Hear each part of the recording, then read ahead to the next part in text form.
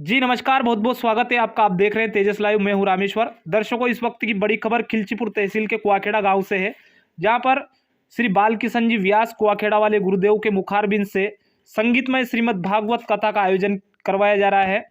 आयोजन करता है श्री चुन्नीलाल जी दांगी, उनके बड़े पुत्र सुरेश जी दांगी, रामेश्वर जी दांगी, जिनकी साई कंप्यूटर छापियाड़ा में दुकान है। आपको बता दें कि 18 से 24 तारीख तक कथा चलने वाली है। कथा का आज छठा दिन था, रुक्मणी मंगल भी था। गुरुदेव ने ऐसे बहुत सारे दृष्टांत दिए जिसमें मानव जीवन में सुगम और सुखमय होने के रास्ते बताए। आइए सुनते हैं कथा।